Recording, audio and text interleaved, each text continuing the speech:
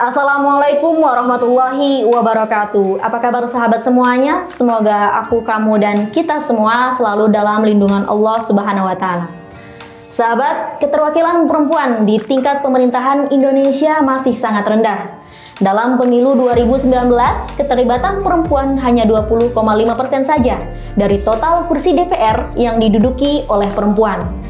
Hal ini menggambarkan adanya tantangan yang dihadapi perempuan dalam mendorong keterlibatan kaum perempuan di bidang politik. Berbicara soal perempuan dan politik di Indonesia merupakan salah satu isu yang sangat kompleks. Meskipun perempuan di Indonesia memiliki hak yang sama untuk terlibat dalam proses politik, representasi perempuan masih jauh dari harapan. Kaum perempuan masih terbelenggu dengan latar belakang budaya patriarki maupun perbedaan gender. Salah satu tantangan utama yang dihadapi perempuan dalam politik di Indonesia adalah diskriminasi dan mindset.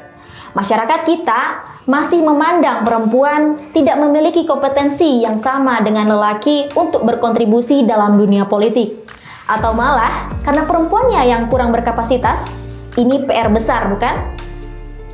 Meskipun demikian, ada beberapa perempuan hebat yang telah menginspirasi kaum perempuan. Pada zaman Rasulullah ada perempuan bernama Al-Shifa binti Abdullah Al-Quraisy Adawiyah. Ia diberikan amanah untuk mengurus administrasi publik.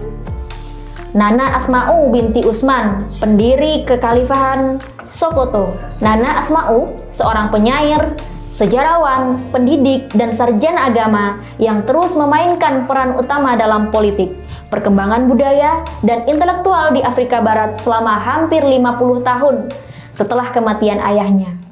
Hal ini menunjukkan bagaimana perempuan telah diberikan kepercayaan di wilayah publik.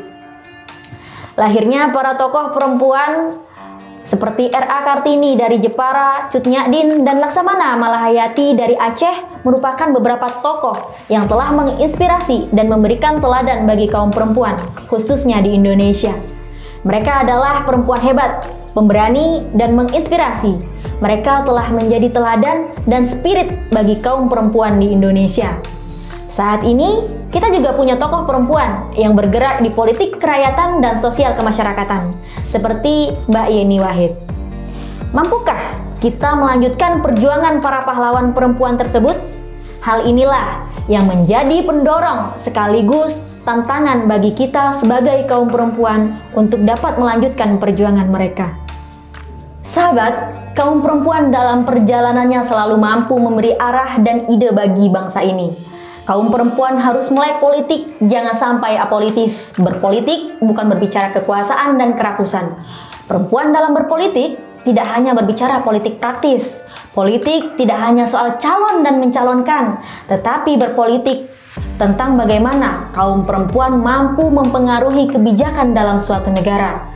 Berpolitik bagi kaum perempuan adalah memperjuangkan hak-hak perempuan dan menyampaikan aspirasi kaum perempuan. Perempuan harus berani terlibat dalam proses politik.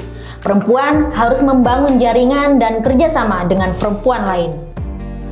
Maka, bagi perempuan, jadilah pembaharu biar orang lain yang ikut meniru. Daripada terus mengikuti tren tanpa henti, hidup bisa habis tanpa pernah terisi. Wassalamualaikum warahmatullahi wabarakatuh.